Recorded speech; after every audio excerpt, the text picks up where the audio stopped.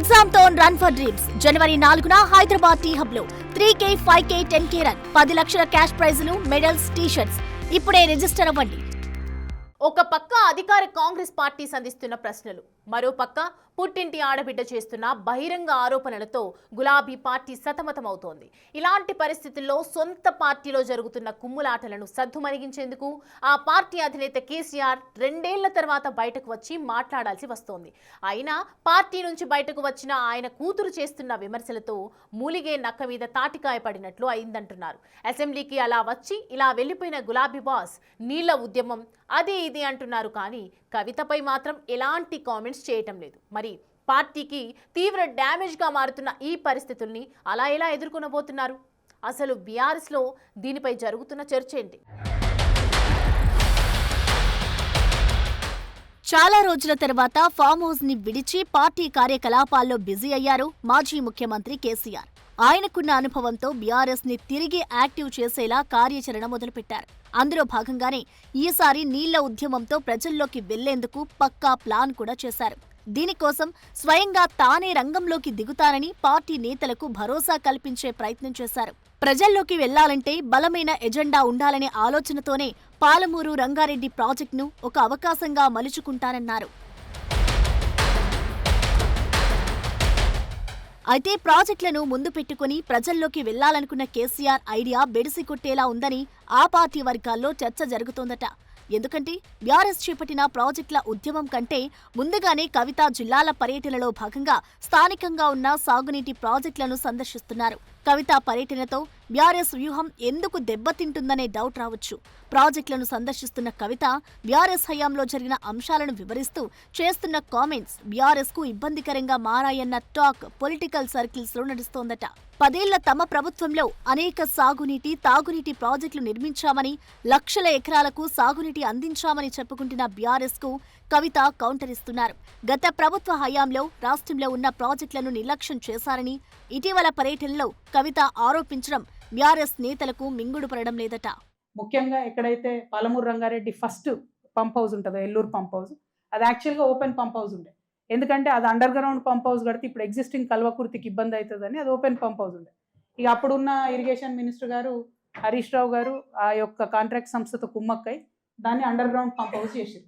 చేయడంతో ఏమైంది, అది బ్లాస్టింగ్ చేయడంతో కల్వకుర్తిలో 3rd మోటార్ ఎగిరిపోయింది. ఆ 3rd మోటార్ ఎగిరిపోతే 5th మోటార్కి తగిలి 5th మోటార్ కూడా పనిచేస్తలేదు. ఇయాలటికి కూడా హరీష్ రావు గారి నిర్వాహకం వల్ల కల్వకుర్తి ఎత్తిపోతల పథకంలో 3 మోటార్లు పనిచేస్తున్నాయి. ఇది వాస్తవమా కాదా దయచేసి ప్రజలు ఆలోచించుకోవాలి.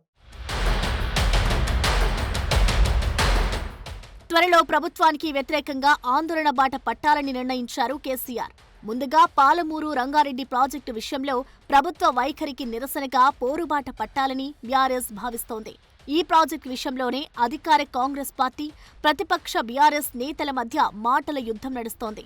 సాగునీటి ప్రాజెక్టులు, నీటి కేటాయింపుల విషయంలో ప్రభుత్వాన్ని కార్నర్ చేస్తూ ప్రజల్లోకి వెళ్లేందుకు కేసీఆర్ ప్లాన్ చేశారు. తమ హయాంలో పాలమూరు, నల్గొండ జిల్లాలను అద్భుతంగా తీర్చిదిద్దుతామంటూనే సాగునీటి ప్రాజెక్టుల విషయంలో కాంగ్రెస్, బీజేపీల తీరును తీవ్రంగా ఖండించారు.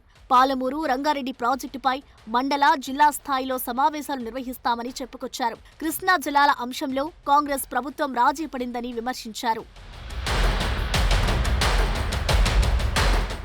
పాలమూరు రంగారెడ్డి ప్రాజెక్ట్, కృష్ణా జలాల విషయంలో పోరాటానికి బీఆర్ఎస్ సిద్ధమవుతుందన్న తరుణంలోనే సీన్లోకి కవిత రావడం తెలంగాణ పాలిటిక్స్ లో హాట్ టాపిక్ గా మారింది.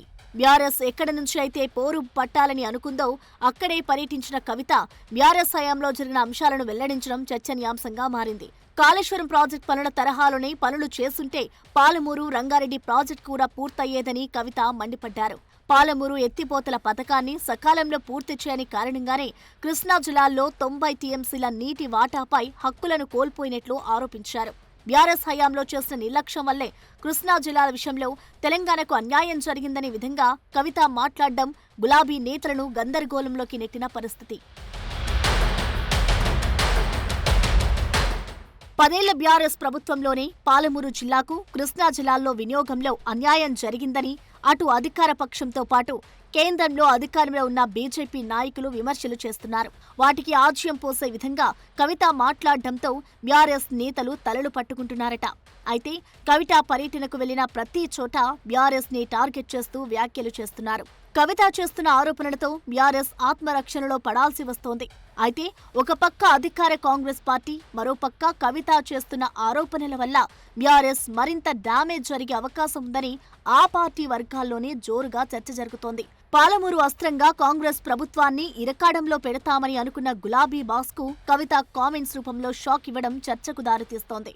ఇలాంటి తరుణంలో బీఆర్ఎస్ ఎలాంటి యాక్షన్ ప్లాన్ చేయబోతుందనేది హాట్ టాపిక్ గా మారింది. బీఆర్ఎస్ చేసిన తప్పిదాల వల్లనే ఇప్పుడు రాష్ట్రానికి రైతన్నెలకు సరిపడా పంట నీరు అందడం లేదని కాంగ్రెస్ ఆరోపిస్తుంటే కవిత కూడా అందుకు వంతపాడుతున్నారు. ఇంతకీ బీఆర్ఎస్ మెయిన్ టాపిక్ గా తీసుకున్న పాలమూరు రంగారెడ్డి ప్రాజెక్ట్ అంశం ఇప్పుడు ఆ పార్టీకి కలిసొస్తుందా లేదా కష్టాల్లో పడేస్తుందా అనేది చూడాలి.